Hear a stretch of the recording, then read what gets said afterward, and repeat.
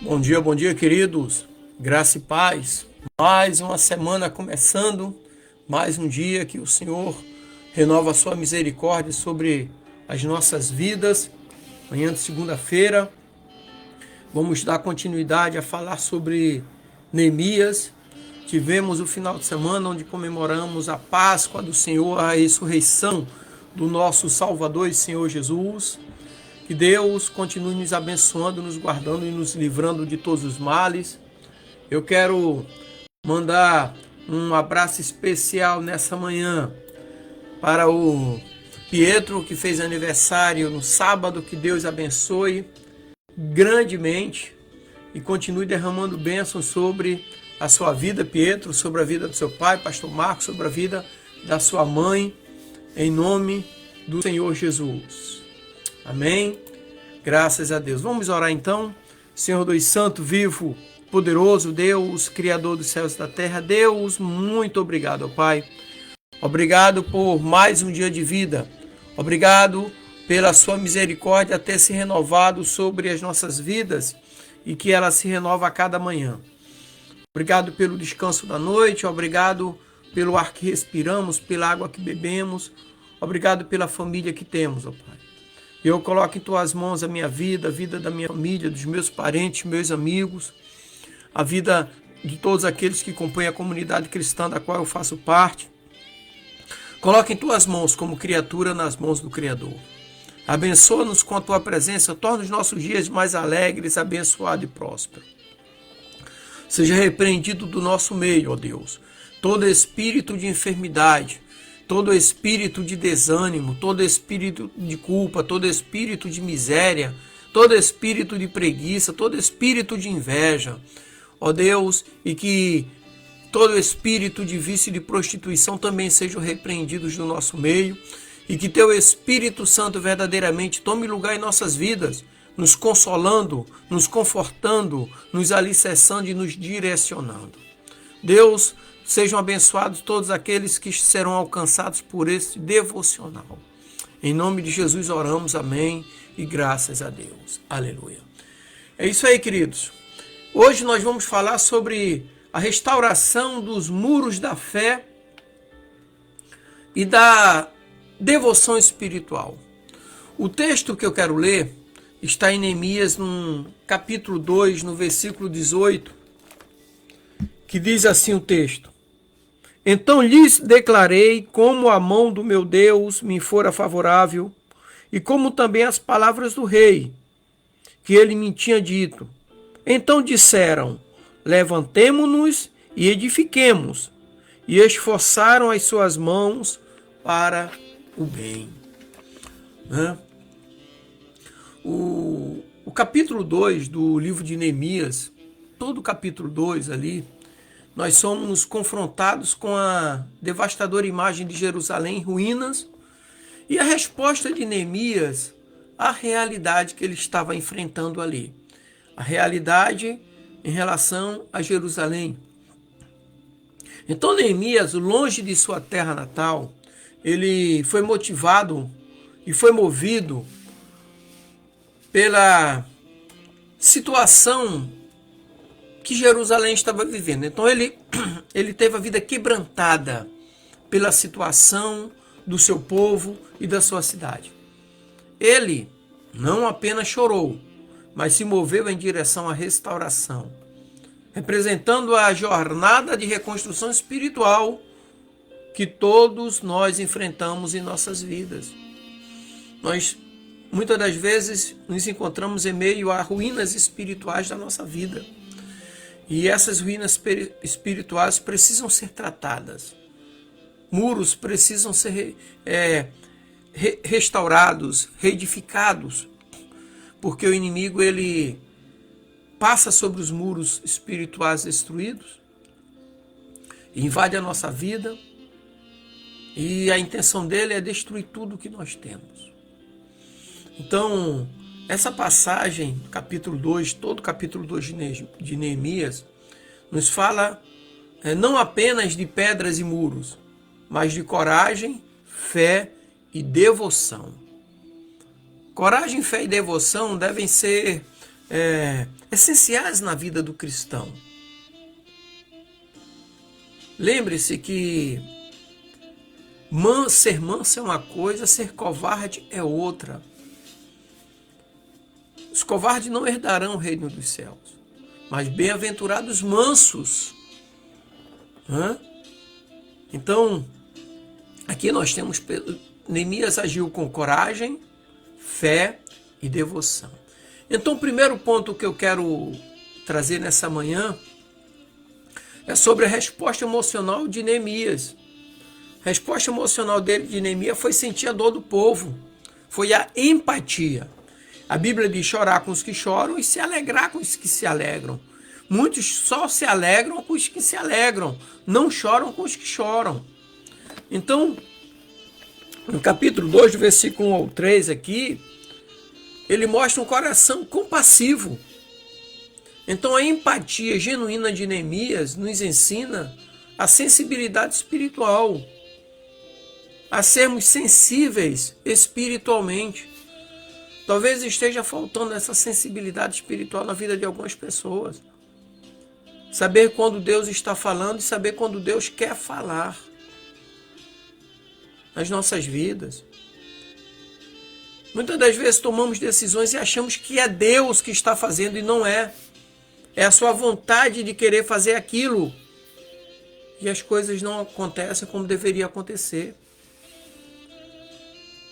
Agora, um detalhe especial é no capítulo 2, versículo 4 de Neemias, que diz assim: E o rei me disse, que me pedes agora? Então orei ao Deus dos céus. Esse versículo 5 aqui, ele fala sobre o poder do luto. Neemias nos mostra que às vezes precisamos nos permitir sentir a dor antes de buscar a cura, sabe? Então, muitas das vezes Deus nos permite sentir a dor antes de buscar a cura. Neemias, quando ele ouviu acerca da destruição de Jerusalém, certamente eram líderes que o rei mandou olhar, ver como é que estava a cidade, inspecionar, e voltou com a notícia. Neemias sentiu a dor da Jerusalém destruída, dos povos passando necessidade, miséria. Então, Deus nos permite sentir a dor primeiro, para depois buscarmos a cura. Então, muitas das vezes, precisamos entender isso, que Neemias, como Neemias nos mostra aqui, é que Deus nos permite primeiro sentir a dor, para depois buscarmos a cura. E ainda no versículo 4, Neemias agiu com aquela oração de solução. Para a solução, uma oração rápida. Então a primeira reação de Neemias é buscar Deus em oração, demonstrando sua dependência divina para aquilo que ele iria fazer. Já estava determinado no seu coração. Quero mandar um abraço, pastor Marcos. Deus abençoe, pastor. Derrame bênção sobre a sua vida, a sua família. Um abraço no Pietro, que completou mais um ano de vida neste sábado. Que Deus continue abençoando ele, derramando bênçãos sem medida sobre a vida dele. E que ele cresça e seja um filho amado e amando seus pais, honrando cada vez mais o menino bom do jeito que ele é. Que o Senhor abençoe seu coração grandemente. Amém? Então, a oração como solução foi o que Neemias fez. Fez aquela oração rápida, Às vezes achamos que a oração demorada, com eloquente, é a oração que resolve. E muitas vezes não, é aquela oração que diz assim, ó, Deus, derrama tua misericórdia sobre mim. Deus me perdoa. Deus me protege, Deus me guarda. Foi a oração rápida de Neemias. Ele orou, Deus do céu, enquanto o rei falava com ele. E no versículo 5, aqui, que diz assim, e disse ao rei, se é do agrado do rei, e se o teu servo é aceito em tua presença, peço-te que me envies ajudar a cidade dos sepulcros de meus pais, para que eu a reedifique. Sabe? Aqui nós temos a coragem de Neemias para enfrentar desafios inesperados. Então, e aqui também nós temos o risco de Neemias. Então Neemias apresentou seus sentimentos ao rei, né, que era perigoso. Não era, apesar dele ser copeiro, ele só poderia falar com o rei se o rei permitisse. Naquela época era assim. Mas Neemias estava disposto a arriscar pelo seu chamado, pelo que Deus colocou no seu coração. Ele arriscou para buscar a cura para a dor que ele estava sentindo. Lembre-se que eu falei anteriormente, Deus nos permite que primeiro nós venhamos sentir a dor para buscarmos a solução, para buscarmos a cura. E Neemias agora estava buscando a cura para a sua dor. Ele precisava ir a Jerusalém e fazer aquilo que Deus tinha colocado no coração dele. Era a cura para a sua dor. Então o segundo ponto agora é a coragem de Neemias. A coragem para enfrentar desafios inesperados. Então Neemias ele se apresenta diante do rei. No versículo 6 diz assim: então o rei me disse, estando a rainha sentada junto a ele, ele diz assim: quanto durará a tua viagem e quando voltarás? E aprove ao rei enviar-me, apontando-lhe eu um certo tempo. A coragem de Neemias para enfrentar desafios inesperados. Ele se apresentou diante do rei. E a coragem de Neemias ao falar com o rei nos ensina sobre enfrentar nossos medos, enfrentar nossos desafios, para buscar a vitória, para buscar êxito na missão. Então muitos ainda têm medo de enfrentar desafios. Eu lembro, e eu comento sempre aqui, eu não gosto de falar dos outros, gosto de falar da minha vida, da minha família. Eu lembro que quando eu cheguei no Rio de Janeiro muito novo ainda, ali nos anos 80, próximo de meados dos anos 80, e entrei na Marinha, né, o salário não era muito, e eu me virava nos 30, né? Mas eu aprendi a ser fiel no pouco. E com os anos passando, vieram promoção, fui a cabo, fui a sargento, a terceiro, a segunda, a primeira, suboficial. Então as coisas vieram acontecendo com o tempo, porque é no tempo de Deus que as coisas acontecem. Mas a coragem, né? E ao mesmo tempo, o versículo 7 e 8 fala sobre a confiança na providência. Então eu sabia que as coisas iriam melhorar com o tempo. Mas eu mergulhei naquela carreira militar, mesmo iniciando num pouco. E no Rio de Janeiro, que o custo de vida não era tão baixo, na época, nos anos 80, era alto. Eu falei, não, mas se Deus abriu essa porta, por que eu vou dizer não à porta que Deus abriu? Então eu mergulhei ali, na confiança e na providência de Deus. Hoje, esse ano está fazendo, mês que vem, fazer 11 anos que eu estou aposentado, graças a Deus. Depois de mais de 30 anos de serviço prestado às Forças Armadas, eu estou na reserva, remunerada. Mas a confiança na providência. Muitos colegas desistiram pelo caminho e continuam trabalhando até hoje. Eu estou há 11 anos aposentado porque eu fui fiel no pouco com Deus. Então a confiança na providência aqui no versículos 7 e 8 do capítulo 2 nos ensina que devemos acreditar que Deus pode fazer caminho onde não há caminho. Deus pode mostrar onde nós não mostrar coisas onde nós não enxergamos. Então muitos perdem a oportunidade justamente por conta disso aí. Falta de confiança em Deus. Foi o que Neemias teve e é o que Neemias nos ensina. E no versículo 8, na parte B do versículo 8, diz assim: para o muro da cidade e para a casa em que houver de entrar, e o rei mais deu segundo a boa mão de Deus sobre mim. Sabe? A preparação para a restauração na parte B. Então Neemias, ele sabiamente solicita os recursos necessários para a reconstrução que ele precisava. Então, a preparação para a restauração dependia dos recursos necessários. De onde vêm os recursos necessários para a nossa vida? Vem de Deus. De onde vem a cura? Vem de Deus. De onde vem a motivação? Vem de Deus. De onde vem a nossa saúde? Vem de Deus. Agora, precisamos de saúde para viver. Precisamos de força para exercê-la. Precisamos de vontade para trabalhar, para fazer as coisas acontecerem. Então, Neemias, ele sabia que ele era dependente 100% de Deus. Mas Deus queria ver ele agindo, fazendo aquilo que ele se propôs a fazer. É igual família. Família, nós nos propomos a ter uma família. Então, cada um tem um papel na sua família. O homem, por exemplo, a maioria, normalmente ele tem um papel de provedor e assim vai. A mulher, ajudadora, os filhos, o papel dele é honrar pai e mãe para que os seus dias se prolonguem sobre a terra. E no futuro próximo, os filhos também vão constituir suas famílias e assim vai, né, a vida familiar se desenvolvendo.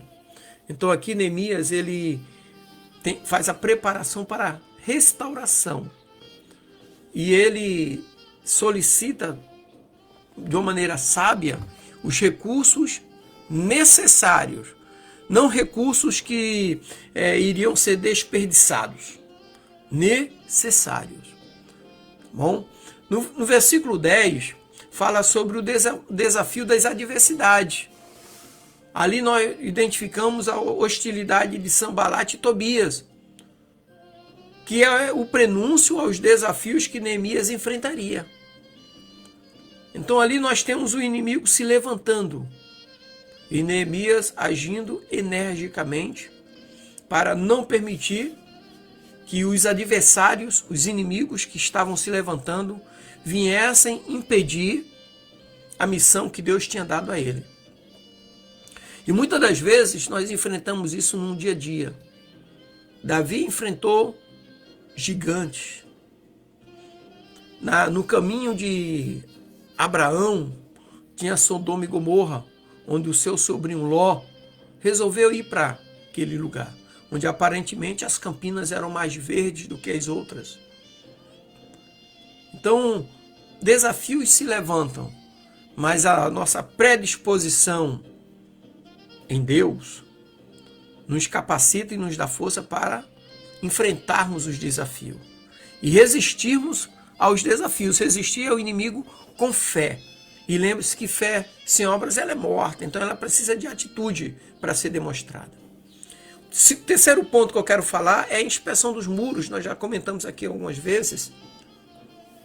Na inspeção dos muros, ali nós temos Neemias avaliando a devastação e planejando.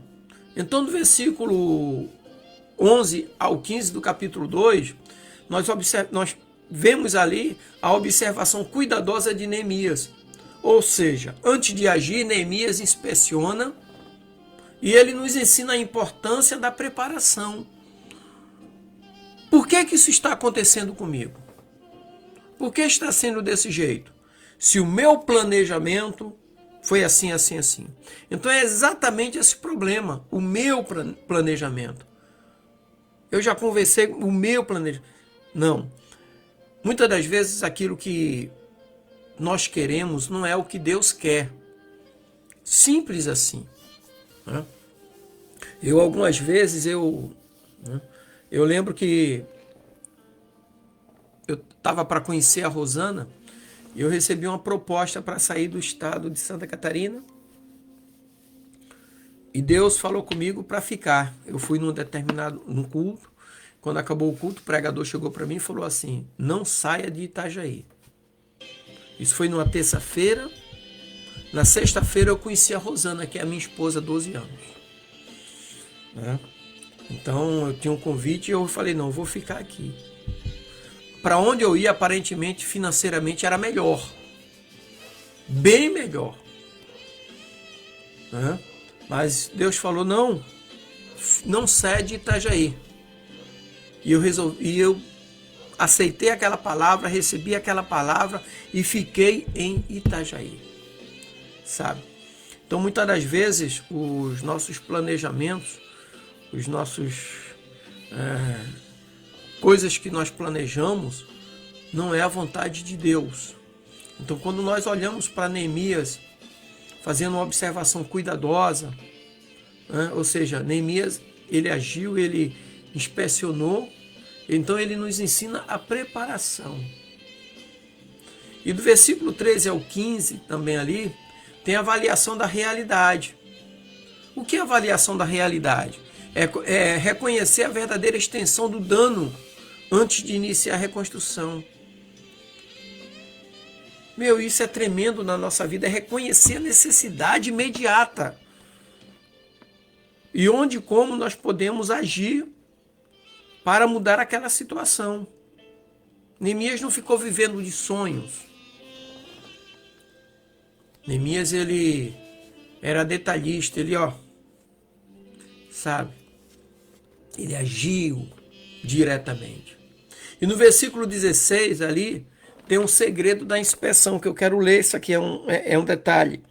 E diz assim, capítulo 2, versículo 16 de Neemias: E não souberam os magistrados aonde eu fora, nem o que eu fazia, porque ainda nem os judeus, nem aos sacerdotes, nem aos nobres, nem aos magistrados, nem aos mais que faziam a obra, até então tinham declarado coisa alguma. Ele foi lá e observou a inspeção.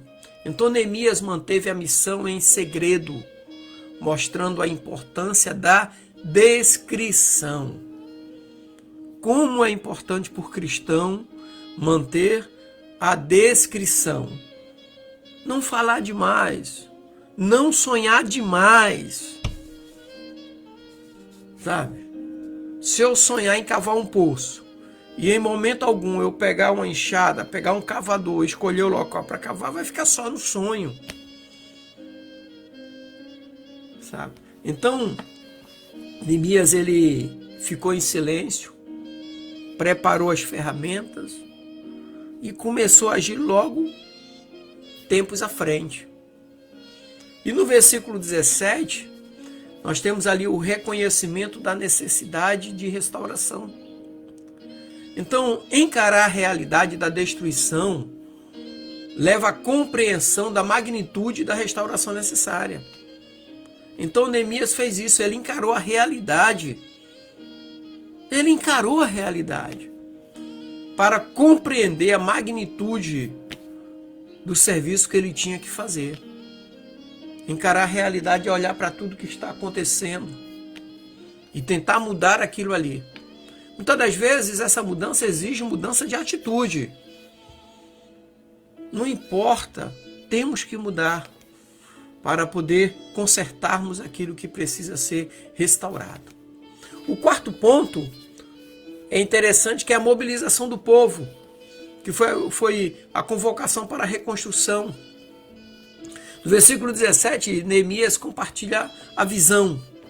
Então Neemias articula a sua visão claramente para inspirar o povo. Ou seja, Neemias foi, antes de chegar para o povo, Neemias ele trabalhou sozinho. Ele trabalhou sozinho. Certamente o povo de longe ficava observando o que é que ele está fazendo. Ele chegou aqui, está chegando o material, o que é que nós vamos fazer? E o povo foi observando Neemias. E no versículo 18 tem um chamado à ação. Então ali nós temos Neemias inspirando outros a se levantar e construir, mostrando o poder da liderança. O melhor lugar para nós mostrarmos o nosso poder da liderança é na nossa casa. A melhor maneira de nós ensinarmos é com o exemplo. Então, muitas das vezes nós estamos ensinando só no falar, mas não estamos ensinando com o exemplo. O exemplo exige muitas coisas da nossa vida, muitos desafios, mas é a melhor maneira de ensinarmos. O lugar onde nós somos mais observados é na nossa família, pelo cônjuge e pelos filhos. E é ali onde você tem que dar o melhor exemplo. Neemias estava se sentindo em casa quando ele voltou para Jerusalém. Normalmente, dá um detalhe para vocês aqui, na época de Neemias, o copeiro, aqueles que trabalhavam no palácio, em sua totalidade, eles eram eunucos, para não se envolver com as mulheres do rei ali. Então, possivelmente Neemias fosse um eunuco, possivelmente, não estou afirmando. Então ele estava no meio da sua família, no meio do seu povo ali, como um grande líder, inspirando outros a se levantar. E do versículo 19 ao 20, nós temos a unidade diante da oposição, a união diante da oposição. Por quê? Porque juntos o povo se posiciona contra os adversários e nesse posicionamento juntos contra os adversários destaca a importância da unidade. É como nós declararmos, a importância da família unida. Família forte, igreja forte. Família fraca, igreja fraca. Então, no versículo 20, fala da dependência divina. Ou seja, a declaração de Neemias de que Deus prosperará o seu projeto e enfatiza a sua profunda confiança em Deus. Então, é Deus quem faz prosperar os nossos projetos. Desde que, lembre-se que antes de tudo, antes até mesmo quando o rei falou para Neemias, o que é que tu tens? Estás doente? Neemias, naquele momento, ele orou a Deus, aquela oração breve. E Deus entrou no projeto. E Neemias não só falava, ele agia. O quarto ponto aqui é a estratégia de Neemias. Ou seja, a organização e a delegação de poder. Ele, no capítulo 3, versículo 1 e 2, ali, ele identificou as áreas do foco. Ou seja, ali naquele momento teve a divisão das tarefas por famílias e grupos, mostrando a eficácia do trabalho em equipe. Eu falo sempre aqui em casa, falo para o Bruno, João Luiz quando eu estou aqui, nós somos família. Cada um tem o seu papel.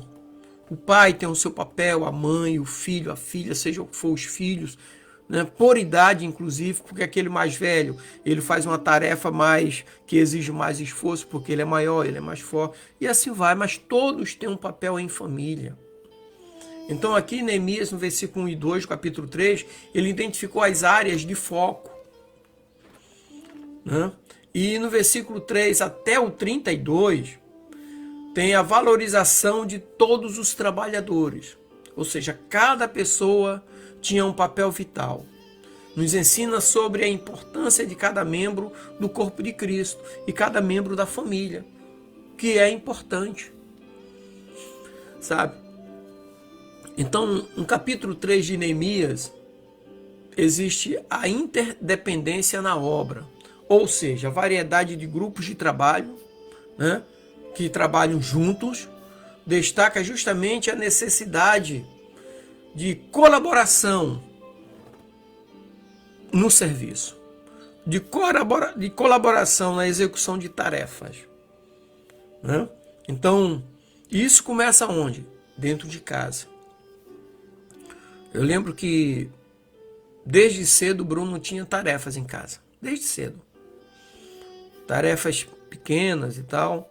Por exemplo, os brinquedos dele. Eu lembro que ele com 6 anos, ele era responsável de juntar todos os seus brinquedos. Todos os dias ele brincava. Chegava ao final do dia, ele pegava a caixinha, juntava todos os brinquedos ali dentro, levava para o quarto dele, guardava. Acabava de comer, a mãe lavava a louça, ou eu lavava a louça. Mas ele pegava o prato dele e botava na pia. Entendeu? Então, desde cedo, para a criança crescer aprendendo a ter tarefas. Aprendendo a ter tarefas. Brincávamos muito mesmo, mas tínhamos tarefa. Tarefas pequenas, mas que começava a plantar responsabilidade. Então Neemias, ele nos ensina justamente isso. Divisão de tarefas, com responsabilidade. Por quê? O inimigo, ele é astuto. E ele age justamente para destruir a disciplina e a nossa responsabilidade. E quando nós não temos disciplina e responsabilidade na obra de Deus, quando nós não temos disciplina e responsabilidade no lar do qual nós fazemos parte, o inimigo encara isso como portas abertas e invade, né? Então, o quarto ponto que eu quero tratar é nesse sentido, é a resistência à oposição, mantendo-se firme na fé. Então, voltando para o capítulo 2, o versículo 19, nós temos um texto aqui que eu quero ler para vocês que é bastante interessante, que diz assim: o que ouvindo Sambalate, o Eronita e Tobias, o servo Amonita e Gesem, o árabe, zombaram de nós e desprezaram-nos e disseram: que é isto que fazes? Queres rebelar-vos contra o rei? Então, Sambalate, Tobias e Gesem, eles zombam e desdenham do povo, mostrando que a zombaria é frequentemente uma ferramenta usada contra os fiéis. A zombaria é uma ferramenta geralmente usada pelo inimigo contra aqueles que são fiéis a Deus. Fiéis à família. Né?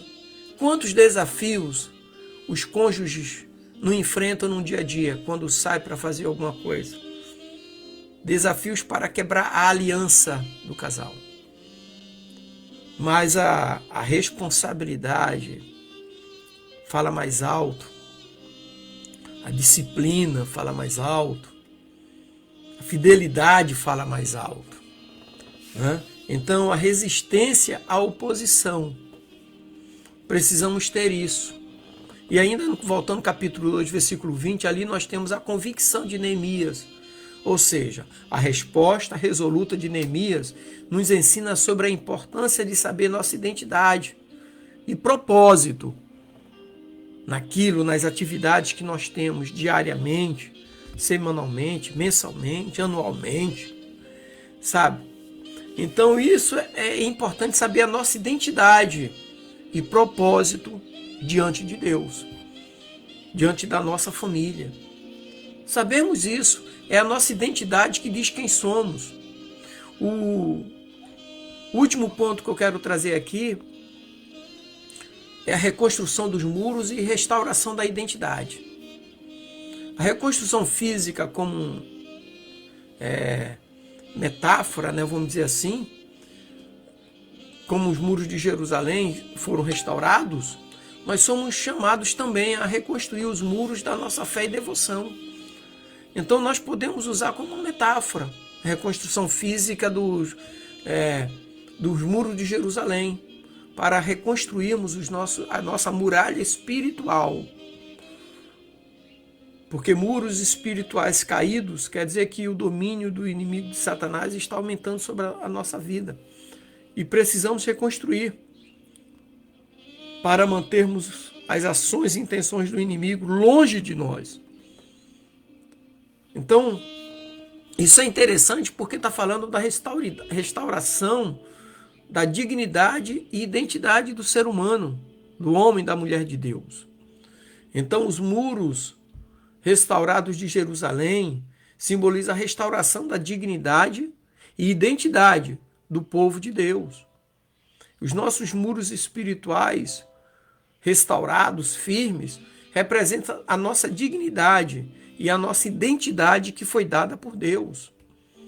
Então precisamos vivenciar isso aí. E quando nós percebemos que os muros espirituais estão em ruínas em alguma situação, brechas que se abriram em alguma situação, precisamos restaurá-la imediatamente, para que o inimigo não se infiltre por ali. Sambalate, Tobias e Gesem, esses inimigos que se levantaram e zombavam de Neemias e do povo que estava trabalhando, eles procuravam brechas para atuarem, mas não acharam brechas em Neemias, nem no povo que estava ali. Chegava ao ponto de uma parte do povo trabalhar com espadas e outros com ferramentas para a construção, resistindo ao inimigo. Então precisamos resistir ao inimigo, começando dentro do nosso lar, da nossa casa. E assim como alguns homens de Neemias, trabalhadores, revezavam uns com espada e outros com ferramentas, assim somos nós, usando a espada do Senhor para resistirmos ao inimigo, para que ele não penetre nas brechas e também para fecharmos as brechas da nossa vida. Amém, queridos? Que Deus continue nos abençoando nesses dias, derramando sobre nós bênçãos sem medidas. Que Deus nos abençoe, nos dê uma semana alegre, abençoada e próspera, em nome de Jesus. Graça e paz.